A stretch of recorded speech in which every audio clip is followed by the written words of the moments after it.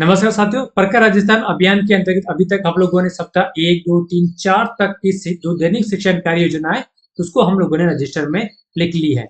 आज की इस में बात करने वाले हैं सप्ताह नंबर 5 की विषय हिंदी की, जिसका की जो विषय वस्तु है वो आपकी स्क्रीन पर दिखाई दे रहा होगा। चे, शे, वे, फे, ई, ते, में, जे, अंग, चे और मात्रा ए और ओ का जो हमारा विषय वस्तु रहने वाली है। इसकी जो साप्ताहिक शिक्षण योजना है, इस साप्ताहिक शिक्षण योजना को देखते हुए हम लोगों को दैनिक शिक्षण योजना किस प्रकार से लिखनी है आज की इस वीडियो में आप लोगों को बताने वाला हूं।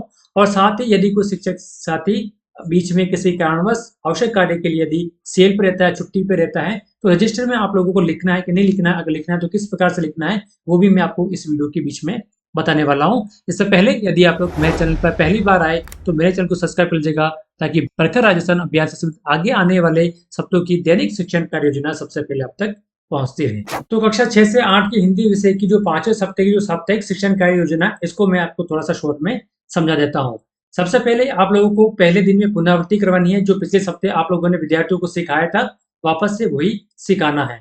उसके बाद में आप लोगों को समूह और ए और बी को मौखिक भाषा विकास करवानी है विद्यार्थियों के अंदर। इसके लिए आप लोग बच्चों के सामने कहानी कह सकते हैं, और कहानी कहने के बाद में आप लोगों को विद्यार्थियों से प्रश्न पूछना है, जैसे कहानी के मुख्य पात्र की जगह अगर आप होते तो क्या करते, या फिर इसी तरह की घटना और भी यदि विद्यार्थियों को याद आ रही है तो विद्यार्थियों से पूछने की, उनसे जिज्ञासा के रूप में उनसे निकलवाने की कोशिश कर सकते हैं। इसके अलावा जो कहानी आप लोग सुनाओगे उसका जो खास हिस्सा है विद्यार्थियों को फिर से अपनी भाषा में कहने के लिए प्रेरित भी कर सकते हैं। इसके अलावा आप लोगों को कहानी को बच्चों द्वारा अपने शब्दों में सुनाना, या फिर कहानी के शीर्षक को द्वारा बदलना, यानी बच्चों के द्वारा कहानी का शीर्षक ही बदल देंगे। बच्चों की जो कल्पना आएगी, उनके जो दिमाग में आएगा, वो अलग अलग तरह के शीर्षक भी बता सकते हैं। या फिर आप लोगों को कार्यपत्र के अनुसार भी कार्य करवा सकते हैं। डिकोडिंग के अंतर्गत आप लोगों को समूह ए के अंतर्गत जो इस सप्ताह की जो वर्ण है, चे, शे, वे, फे, फणे, छे, भे, जे, अंग, गे, और जो मात्रा है ए और ओ की, इसकी पहचान आप लोगों को बोर्ड पे करा सकते हैं। यानी कि इन वर्णों को आप लोगों को बोर्ड पर लिखना है और विद्यार्थियों से पूछना है कि ये क्या लिखा हुआ है। अगर विद्यार्थी नहीं बता पा रहे तो आप लोगों को बताना है, और इसी के साथ आप लोग एबीएल किट के माध्यम से भी विद्यार्थियों को सिखा सकते हैं। इसके अलावा आप लोगों को विद्यार्थियों को एक खेल खिलवाना है। शब्द कार्ड में से एक बच्चा कार्ड को निकालेगा, और जो सामने दूसरे जो बच्चे बैठे रहेंगे वो उन वर्णों को बताएंगे कि इस कार्ड के अंदर कौन सा वर्ण दिया गया है। इसके अलावा आप लोगों को सीखे गए वर्ण मात्राओं से ब्लेडिंग और शब्द पठन का कार्य भी बोर्ड पे करवा सकते हैं। इसके लिए आप लोग एबीएल किट काम में ले सकते हैं, शब्द चक्री काम में ले सकते हैं, और शब्द कार्ड भी काम में ले सकते हैं। इसी तरह से आप लोगों को शब्द पठन और वाक्यांश पठन का भी अभ्यास करवा सकते हैं। यानी कि विद्यार्थी वर्णों को जोड़कर सरल शब्द और जो सरल वाक्यांश है उसको आप लोग विद्यार्थियों से पढ़वा सकते हैं। इसके लिए आप लोग एबीएल किट के भी काम में ले सकते हैं, और पाठ्य पुस्तकों भी आप लोग उसके काम में ले सकते हैं। विद्यार्थी धारा प्रवाह पढ़ सके, इसके लिए आप लोगों को ए समूह के विद्यार्थियों को बच्चों से शब्द कार्ड का पठन करवाना। जो शब्द कार्ड है उस कार्ड पर क्या लिखा हुआ है वो आप लोगों को विद्यार्थियों से पढ़वाना है। इसके लिए आप लोग कक्षा 1 और 2 की जो गतिविधि कार्ड है 35 और 36 वो काम में ले सकते हैं।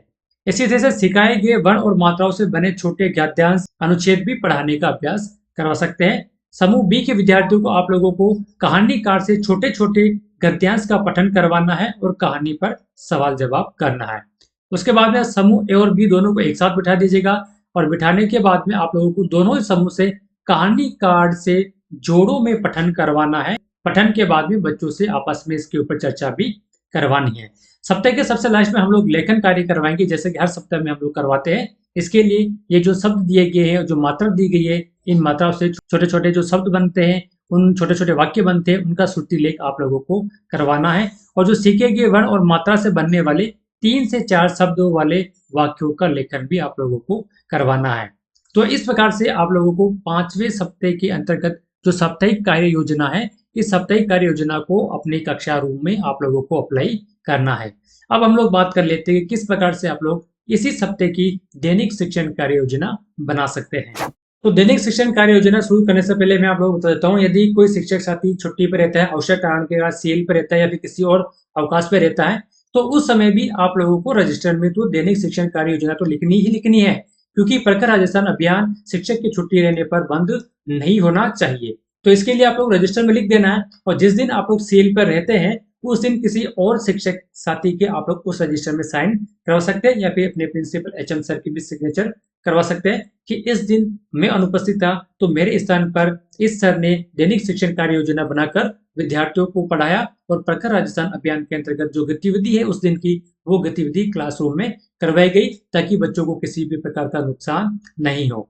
तो यदि आप लोग सीएल पर रहते हैं तो सीएल पर रहने के बावजूद भी आप लोगों को रजिस्टर में तो लिखना ही है, और लिखने के बाद में दूसरे शिक्षक साथी से आप लोग उस पर सिग्नेचर करवा सकते हैं ताकि ये कंफर्म हो जाए जो प्रखर राजस्थान अभियान है वो बीच में ब्रेक नहीं हुआ है, लगातार कंटिन्यू चल रहा है। तो अब हम लोग देख लेते हैं कि किस प्रकार से आप लोग दैनिक शिक्षण कार्य योजना लिखनी है।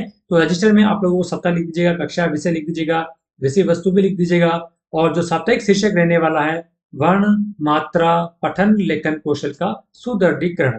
तो इस प्रकार से आप लोग सप्ताह 5 का शीर्षक लिख दीजिएगा। और पहले दिन वर्ण मात्रा की पुनरावृत्ति, जैसे कि हम लोग हर सप्ताह के पहले दिन में करवाते हैं कि विद्यार्थियों को पिछले सप्ताह में जो भी चीज आप लोगों ने सिखाई थी उसको आप लोगों को पुनरावृत्ति करवानी है। तो इसका जो उद्देश्य के रूप में आप लोग लिख सकते हैं, पिछले सप्ताह के वर्णों और मात्राओं की पुनरावृत्ति करवाना, वर्ण पहचान, उच्चारण और लेखन में शुद्धता लाना। गतिविधि के रूप में आप लोग बोर्ड पर वर्ण लिखकर पहचान करवाया गया, एबेल किट से वर्ण कार्ड से वर्ण ढूंढने का कार्य करवाया गया। इसके अलावा वर्ण पासिंग गेम करवाना, एक कार्ड छात्र उठाएगा और बोलेगा ये कौन सा वर्ण है, और विद्यार्थी उस कार्ड को देखकर बोलेंगे। एग्जाम्पल के रूप में शिक्षक बोलेगा से, तो बच्चों से कहे कि से कौन सा शब्द बन सकता है, उसको बोर्ड पर लिखवा सकते हैं। इससे विद्यार्थी में क्या उपलब्धि प्राप्त होगी, विद्यार्थी सीखे गए वर्णों और मात्राओं की पहचान और सही प्रयोग करने में सक्षम होगा। तो इस तरह से आप लोग पहले दिन की गतिविधि लिख देना है। दूसरे दिन की जो गतिविधि रहेगी उसका जो टॉपिक रहेगा मौखिक भाषा विकास कहानी वार्ता। इसका जो उद्देश्य होगा विद्यार्थी की मौखिक अभिव्यक्ति, कल्पना शक्ति और तर्क क्षमता का विकसित करना, इसी तरह से सुनने बोलने के कौशल को भी सशक्त बनाना। इसके लिए शिक्षक साथी कहानी सुनाएगा, जैसे ईमानदार लकड़हारा या फिर शेर और किसान या फिर और दूसरी भी कोई भी कहानी हो सकती है। कहानी पर कल्पना आधारित प्रश्न आप लोगों को से पूछना है, अगर आप उस लकड़हारे की जगह होते तो क्या करते, है ना, और भी क्वेश्चन आप लोग पूछ सकते हैं। इसके अलावा जो आप लोग कहानी बच्चों के सामने सुनाएंगे, बच्चों से आप लोगों को उस खास भाग का बच्चों से कहेंगे कि आप लोग अपनी भाषा में उस कहानी के उस भाग को दोबारा सुनाइए। इसके अलावा आप लोग विद्यार्थियों से कहानी के शीर्षक बदलने के लिए भी कह सकते हैं, जैसे ईमानदार लकड़हारे की जगह कोई बच्चा सच्चाई का इनाम, इस प्रकार का टाइटल भी दे सकता है। इससे उपलब्धि क्या प्राप्त होगी, विद्यार्थी कहानी के घटनाक्रम को समझकर अपने शब्दों में प्रस्तुत कर सकेगा और वे अपनी कल्पना शक्ति और सोच को भाषा में व्यक्त करने में सक्षम हो सकेगा। तो इस प्रकार से आप लोगों को दूसरे दिन की कार्य योजना भी लिख देनी है। तीसरे दिन की कार्य योजना का टॉपिक ध्वनि प्रतीक संयोजन यानी कि डिकोडिंग। इसका जो उद्देश्य रहेगा वर्णों की ध्वनि और प्रतीक के संबंध को मजबूत करना, शब्द पठन और निर्माण की क्षमता को बढ़ाना। इसके लिए गतिविधि में लिख देंगे हम लोग, बोर्ड पर वर्ण लिखे गए, जैसे चे, शे, वे, फे, ई, ओ आदि वर्ण लिखे गए, और एबेल कार्ड के माध्यम से भी विद्यार्थियों को ध्वनि पहचान का खेल खिलाया गया। कार्ड दिखाओ, नाम बताओ, इस प्रकार की गतिविधि क्लास में करवाई गई। जैसे एग्जाम्पल के लिए शिक्षक फे का कार्ड दिखाएगा और बच्चे बोलेंगे फे से फल, और फल, फलदान, फल वाला जैसे शब्द बच्चे बोल सकते हैं। इसके अलावा शिक्षक शब्द चक्री से वर्ण जोड़कर नए शब्द बनवाएंगे और विद्यार्थियों से पढ़वाएंगे। इससे क्या उपलब्धि प्राप्त होगी, विद्यार्थी वर्णों की ध्वनि पहचान कर उनसे शब्द बनाना और पढ़ना सीखेंगे। चौथे दिन की जो गतिविधि रहेगी हमारी धारा प्रवाह पठन व समझ, यानी कि विद्यार्थी एकदम रेगुलर फ्लुएंटली पढ़ सके। तो इसके लिए आप उद्देश्य में लिखेंगे, विद्यार्थियों में शब्द और वाक्य वे अनुच्छेद पठन की गति और स्पष्टता बढ़ाना, इसी के साथ पठन के साथ अर्थ समझने की क्षमता को विकसित करना। गतिविधि में हम लोग लिख सकते हैं, समूह ए से शब्द कार्ड का पठन करवाया गया, समूह बी को कहानी कार्ड से छोटे गद्यांश में पढ़वाया गया, जोड़ों में पठन करवाकर आपसी चर्चा करवाई गई। उदाहरण के लिए जैसे मेहनत का फल कहानी कार्ड से पढ़वाकर प्रश्न पूछा गया, कहानी में मुख्य पात्र को क्यों इनाम मिला। तो इस प्रकार की गतिविधि आप लोग लिख सकते हैं। उपलब्धि में आपको लिखना है, विद्यार्थी धारा प्रवाह पठन कर अर्थ समझने में सक्षम होंगे, वे कहानी पर सवालों के सही उत्तर दे सकेंगे। तो इस प्रकार से आप लोग चौथे दिन की गतिविधि भी लिख देनी है। पांचवें दिन की गतिविधि में हम लोगों को लेखन कौशल कार्य करवाना है, जिसका जो उद्देश्य रहेगा वर्णों और मात्राओं के प्रयोग से शुद्ध लेखन का अभ्यास कराना, वाक्य निर्माण और विचार अभिव्यक्ति को प्रोत्साहित करना।